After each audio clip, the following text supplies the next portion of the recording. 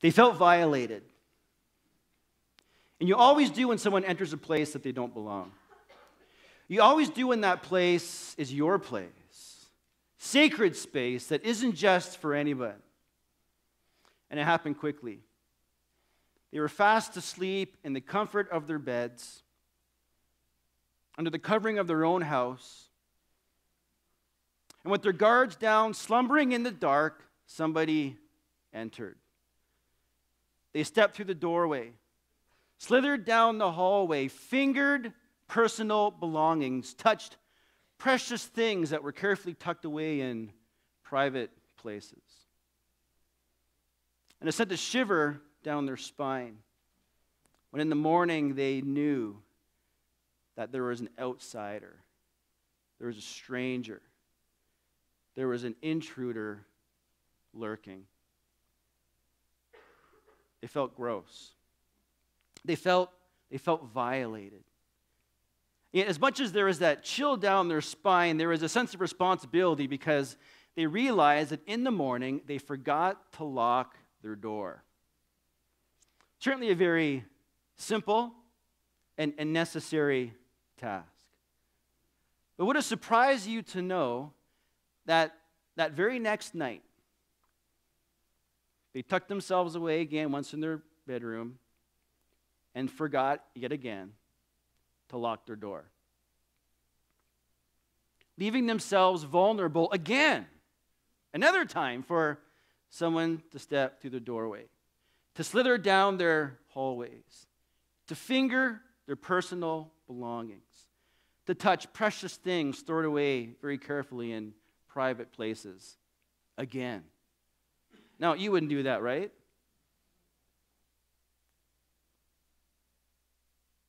We wouldn't do that. It seems senseless to do that. It doesn't make any sense to do that. We would ask the question, why would they do that? Why would they do that? It raises the question, and it's perhaps a question that we all need to ask ourselves today, because that is exactly what you're allowing to happen in your life in the area of your sexuality. You're leaving yourself vulnerable to be violated time and time again, in ways over and over again. And yet you're still choosing to keep the door unlocked. Is that you this morning? And what consequences might you have to face because you're not doing that simple, very necessary task? Well, we're in a series together called Sacred Things. It's our latest sermon series.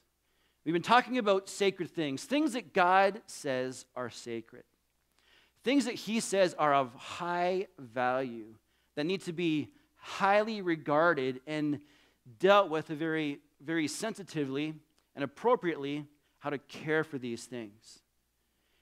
Life is sacred. And we talked about the need to just hold that in a highly valued. Death is sacred, a highly valued thing to God, and so is race. Race is sacred. And we talked about these sacred things, and today we're going to begin talking in what will be a 3-part little mini-series in the whole area of sexuality. Now, in all these things that God calls sacred, our culture has vandalized these things. And as we've talked about them week in and week out, we've recognized as how these things have been violated and vandalized through our culture. And so the things that we say here are very different than what you're going to hear outside of these doors. The culture has violated these things. And yet it's sex and sexuality that has been dragged through the streets with the full force of mob mentality. It's been left broken and lying in the middle of this dirty road, and now looks like something out of the latest crime series or horror movie. That's what it looks like. And yet people are standing back, looking at this picture, and they're concluding, that's fine. That's okay. There's no issue here. In a sense, what our culture has done in this whole area is they put lipstick on a pig and assume that its days in the mud are now over. So the question for us is this: are you leaving the door of your own sexuality unlocked? Leaving yourself an easy target to be vandalized over and over again? And how are we to safeguard these things? How do we safeguard these things now with the condition that we now see it in? Today, we're going to start with a very simple foundational thing. Very simple, very foundational in this whole area. And it's the one little verse out of the book of Hebrews chapter 13. Hebrews 13, verse 4.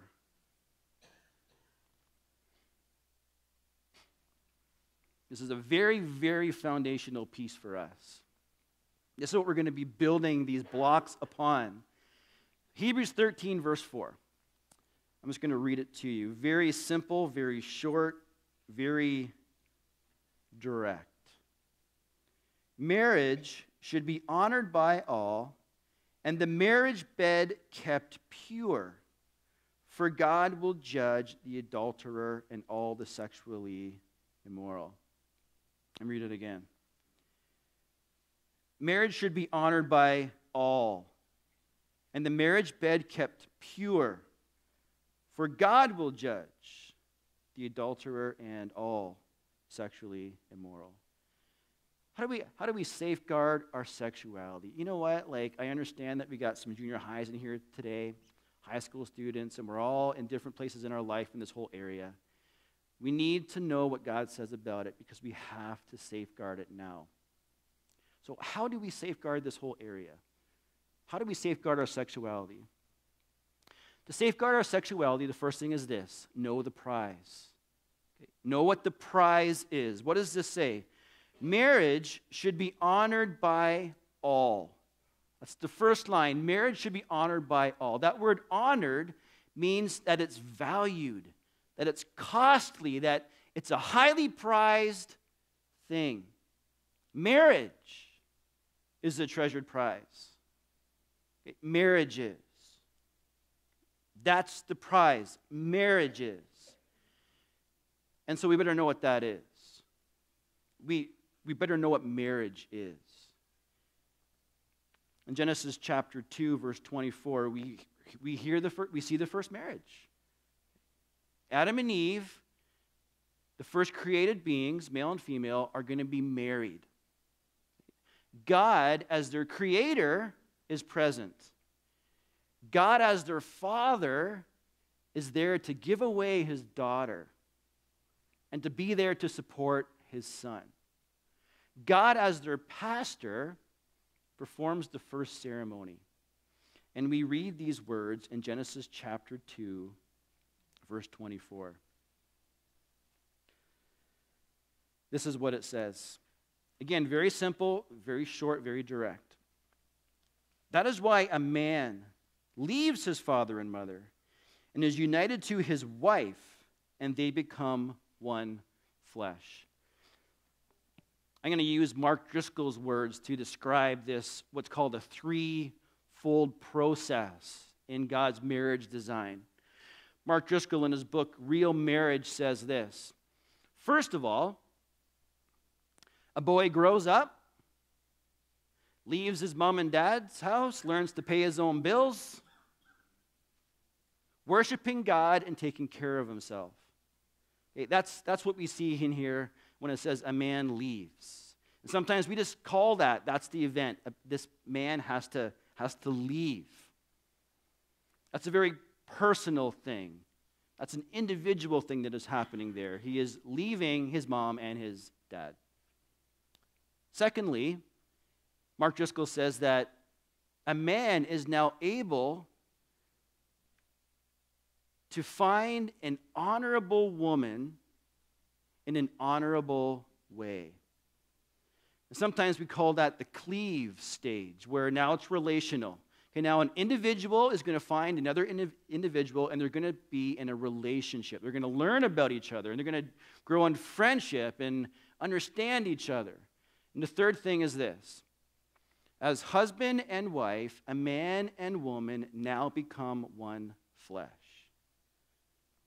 And we sometimes call that the weave stage, this sexual stage. So it starts personal, it becomes relational, and then it eventually becomes sexual. Mark Driscoll says this, though, about this stage. He says, the truth is that guys want to have sex. But the Bible teaches sex is not for boys, sex is for men, and calls them to have sex only as husbands with their wives. And in doing so, husband and wife knit themselves together and become one, similarly to how God the Father, God the Son, God the Holy Spirit are one. All that to say, this is a sacred thing. This is a sacred thing in the eyes of God. And God designed this for our enjoyment. But that's only going to happen when a man leaves his mom and dad and unites to his wife in a way that protects and nurtures and cares within these boundaries that God decided in his wisdom is marriage. Marriage is more than a body. You are marrying a person. Sex is more than a body. Sex is with a person. And so God says that has to be done within marriage. And so know that prize. That's the prize. Know the prize. Now, we're living in a society, I don't know if you noticed this, we live in a society where we're increasingly becoming an everybody wins society. No losers, everybody gets the prize. Even if they haven't done the work to do it. Even if they haven't disciplined themselves day in and day out to eventually attain that prize. And that same attitude is very prevalent today in our culture in this whole area of sex and sexuality. It's not a treasured prize anymore. It is not a treasured prize anymore. And so it's not honored by all in the way that God commands. And that makes the second part of this verse extremely, extremely imperative. Marriage should be honored by all, and the marriage bed kept pure. How do we safeguard our sexuality? We safeguard our sexuality by keeping sex pure. Now, what does that word pure mean? When you think of something that is pure, what do you think of? You think of something that doesn't have anything else in it that's not meant to be there. Right? There's no foreign substance in there. When God says to keep the marriage bed pure, he means nothing and nobody else is allowed in.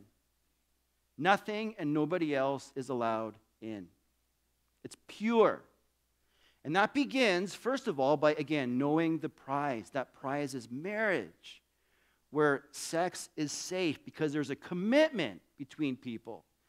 And it saves the pain that always happens when two people are torn apart who have connected in this very intimate, intense way.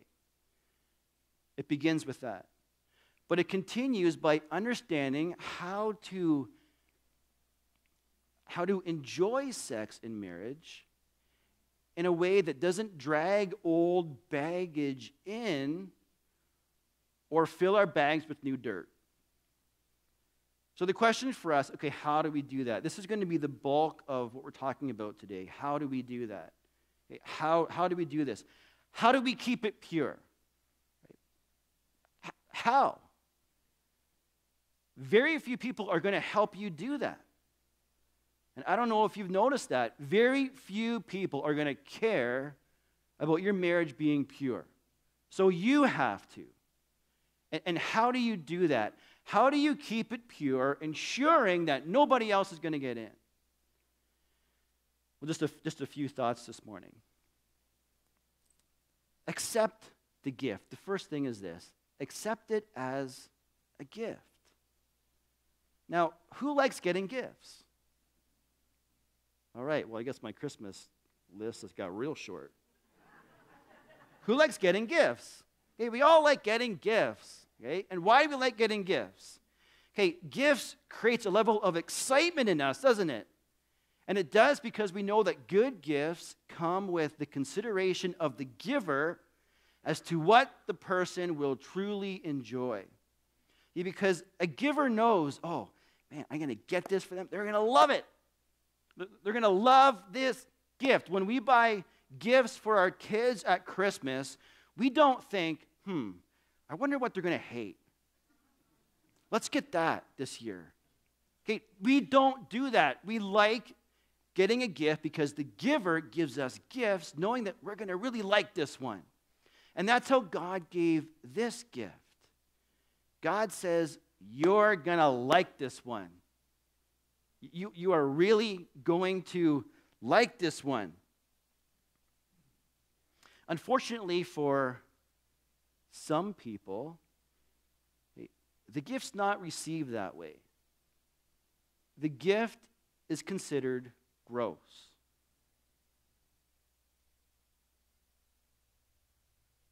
It's considered gross because of abuse. When someone treats you like an object in that way, it feels gross. It's gross because of abuse. It's gross because of misuse. It's one thing for someone to treat you like an object. It's another thing for you to treat yourself like one. It's gross because of abuse. It's gross because of misuse. And the third thing that we often don't think about is it's gross because of bad theology. Bad theology. Let me just explain that to you. Because maybe growing up, okay, we've heard, as a teenager, I used to do youth work. And so it's like, okay, how are we going to keep these kids from being involved too early? And so we paint this picture that sex is gross. That may scare them away. Let's just paint this horrible picture about it. And that does it a real injustice. But this is how it started. In Genesis 1:28, God created man and woman, and then he says these things, now be fruitful and multiply. From that verse, many theologians have understood sex as God's gift to us, but only for the purpose of having children. That's the only reason for why it's good. Because that's how you have kids. Anything outside of that is wrong. Now, that sounds crazy, but people actually thought this. And again, maybe when you grew up, this is how it was explained to you. For example, one early theologian said this: intercourse performed illicitly is an occasion for sin, unless done purely to beget children. Now, that's an old theologian, but that thought hasn't escaped today. That thought, that understanding has crawled its way through the ages, and now we have it even today when a Protestant author very recently wrote this: sex for nothing but pleasure is the sin of sexual gluttony.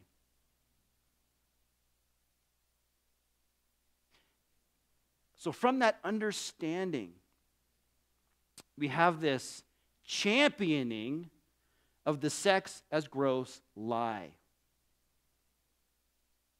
That's the championing of the sex as gross lie, saying it's always a transgression unless the point is you're trying to have children. Now, there's big problems with that. And the biggest one being, God doesn't say that to us. Okay? God doesn't say that to us.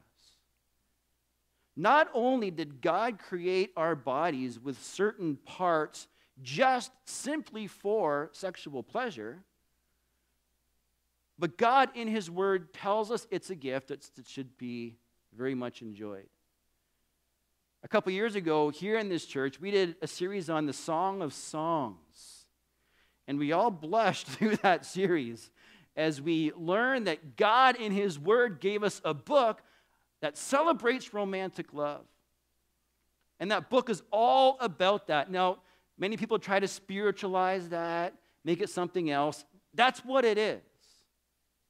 Okay? It's God's book for us. It's His Joy of Sex book for us, the Song of Songs. He's saying it's a gift, enjoy it. I know you're going to like it.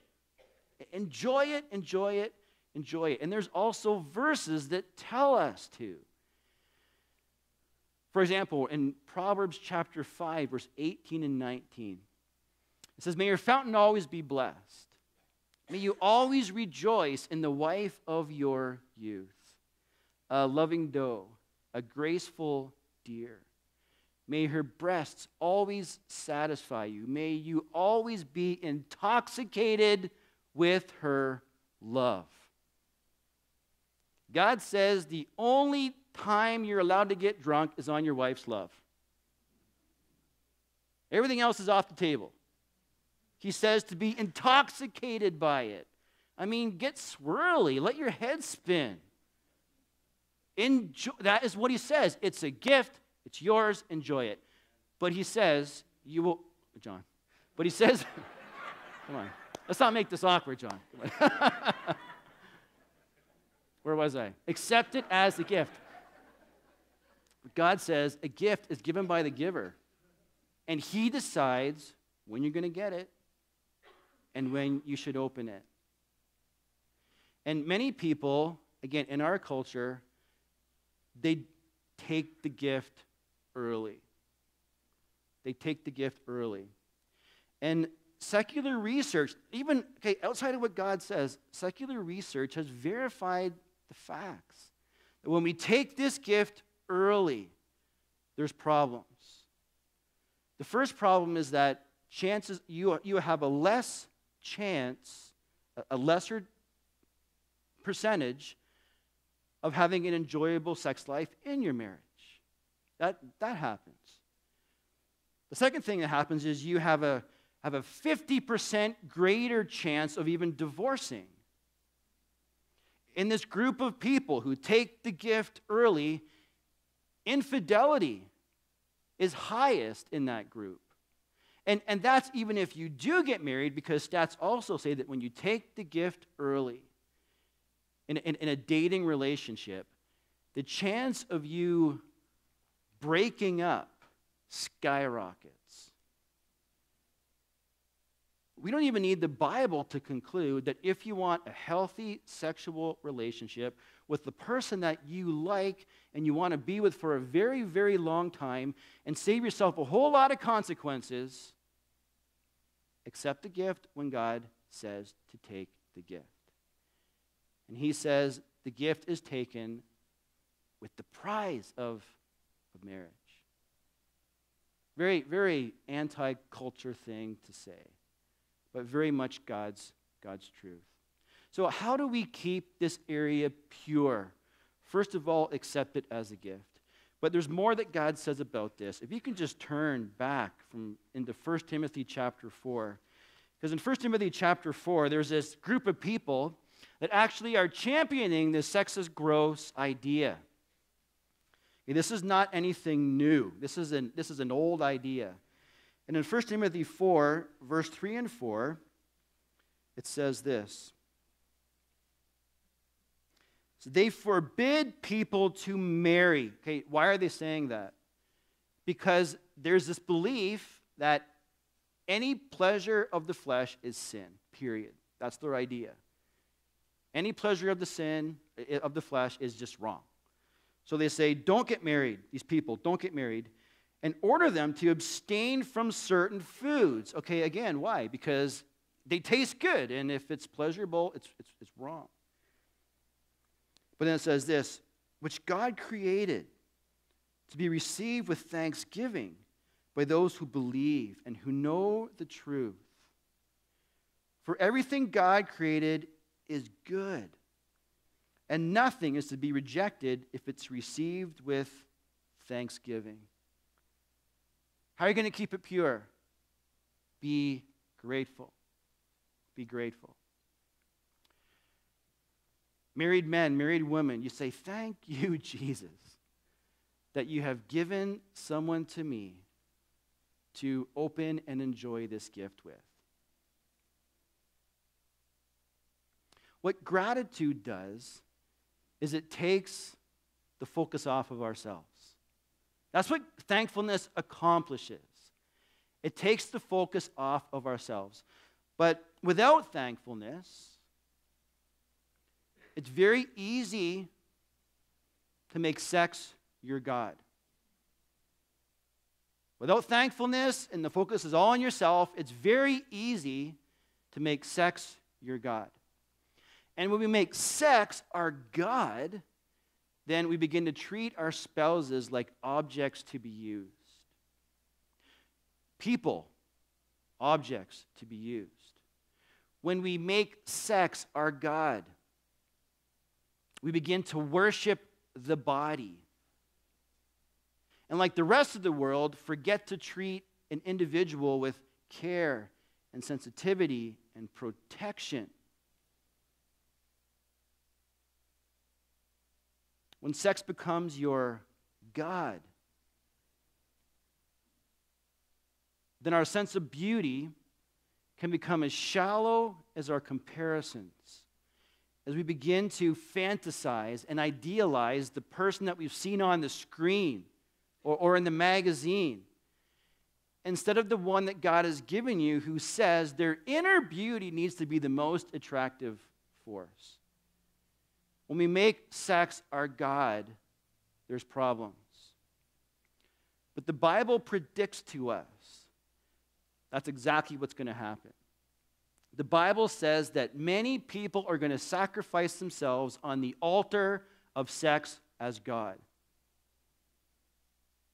And let me tell you, that's a bloody altar. The altar of sex as God is a bloody, bloody altar. In the most recent study on viewing pornography, just in the last couple of months, the study concluded that in the last 6 months, 98% of men and 73% of women viewed online pornography. It's a bloody altar. Recent studies also conclude for us that 15% of women and 25% of men have admitted to having an extramarital affair. Those are the ones that admitted it. It's a bloody, bloody altar.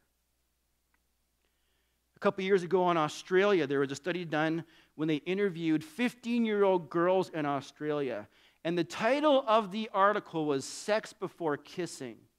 Because in this article, they concluded that the pressure for young girls to have sex is so high that many of them are giving in to having sex before they even have their first kiss.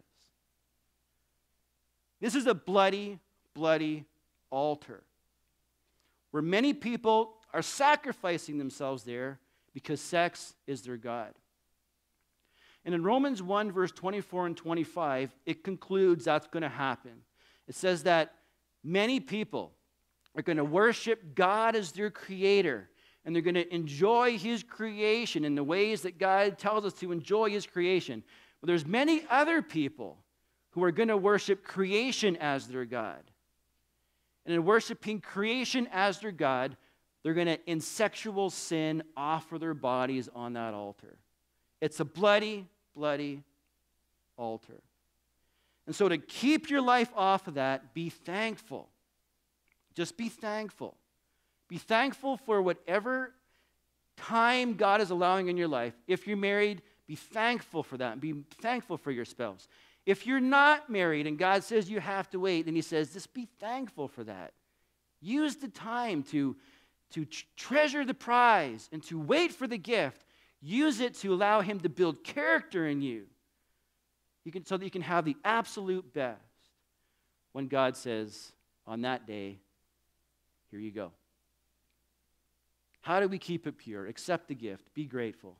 And there's one more thing that might sound a little bit weird, and it's this. Something we don't often think about. To keep it pure, see sex as an opportunity to grow your relationship with God. Let me say that again, because I know it sounds weird. To keep it pure, see sex as an opportunity to grow your relationship with God. Now, I know that sounds weird, but not when we consider this. Sex cannot replace God. Sex cannot replace God.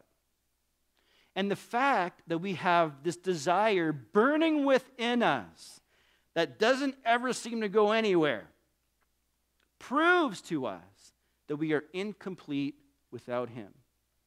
And that some fills, your most significant voids, are only going to be filled by God. Gary Thomas, in his book, Sacred Marriage, says it like this. He says, remember, every hunger that entices the flesh is an exploitation of a need that can be better met by God. Such longings remind us that we are incomplete by ourselves, but God made us incomplete because we need others and we need him. So sex can remind us that we are incomplete, and we are incomplete without God, and it can do another thing. It can be an intimate expression of fellowship with God between two people called his children, and as believers, considered his temples, who come together in a celebration of holiness. See, sex is a sacred, sacred thing that runs much, much deeper than just the flesh and your body. An old ancient Jewish text called the Holy Letters. It's a little similar to the books that we read today. By Christian authors, we have a library full of them. Well, back in the ancient times, there was a book written called the Holy Letters. And they described sex in this way. Through the act, they become partners with God in the act of creation. When a man unites with his wife in holiness, the Shekinah glory is between them in the mystery of a man and a woman. He says that that's a way to have fellowship with our Creator. Because we recognize fellowship. We know holiness there. And we certainly know the wonder of all that God is and who and what he has given us. How do you keep it pure? Accept it as a gift. Be grateful. And see it as an opportunity to grow your relationship with God. So how are we going to guard our sexuality? How are we going to do it? Know the prize. Keep it pure. And the last thing in the book of Hebrews, in this verse, it says this. Marriage should be honored by all, and the marriage bed kept pure. For God will judge. Okay, this is God's job, not ours. For God will judge the adulterer and all the sexually immoral. I'm just going to end with this. Anything outside of God's boundaries is going to bring trouble. Anything outside of God's boundaries is going to bring trouble. It's going to bring pain. It might not happen right away. But because sex is so intimate and so powerful, when we smash the gift and take it early, we run the risk, and we do, of having physical pain, emotional scars, commitment issues. The list goes on and on and on. Gary Thomas said this: illicit sex is spiritual junk food. Illicit sex is spiritual junk food. Immediately sweet, but something that will poison our spiritual appetites until we crave the one thing that will ultimately destroy us. You cannot smear a sacred thing and think that that's not going to mark your life negatively. You cannot smear a sacred thing and think that somehow your life is not going to be marked in some ways.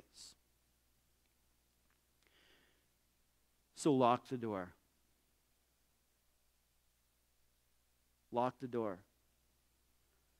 When I was in grade 6, our house got robbed. They stole my VIC-20. You know what that is? You know the difference between a lawnmower that you get to put gas in and one that you just push? And that's the VIC-20. The VIC-20 has no gas. It's got no special things. VIC-20, the first home computer, they stole it. And other things. And as a kid in grade 6, knowing that someone went through your stuff, that walked through your door and slithered down your hallways and fingered through your personal belongings and even touched precious things carefully tucked away in private places. I learned something that day. Lock the door. Now I'm a lock the door freak. You can ask my wife. I check the door like 3 times before I go to bed. I got to make sure everything's locked. I got to make sure everything is like locked tight. The doorknobs, the latches, the piece of wood in my sliding doors, everything has to be locked tight. Because I don't want anybody being where they're not supposed to be. I don't want anybody entering my place, my sacred space. And it's not too late to learn to lock the door in the whole area of your sexuality. It is not too late. Because God's a redeeming God full of love and grace who is able to reconcile people, situations, to redeem the worst of stories. God is able to do that. And God says you can still enjoy the best. It can still be a gift that you just receive with joy and gladness and experience all that I wanted it to be for you, but you have to lock the door. And it's not too late. Sex is sacred. Keep it that way. Lock the door.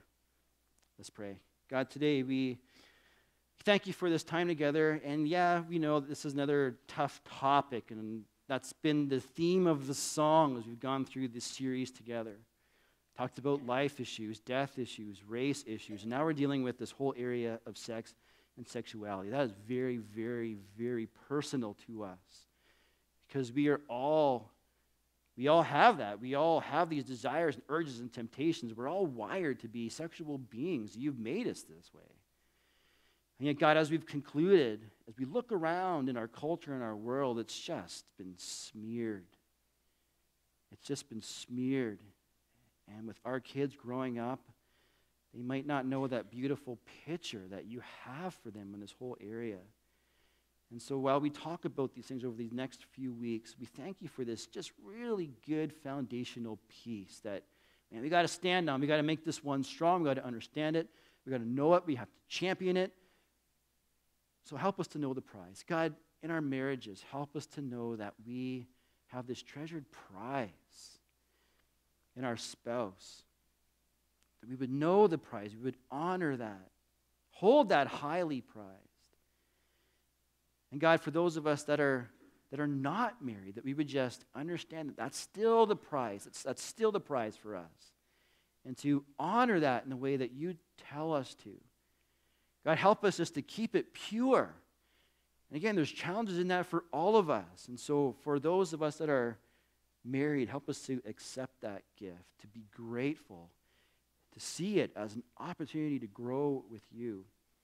And for those who aren't married, who are struggling with singleness or having those issues, God, the purity is still for them.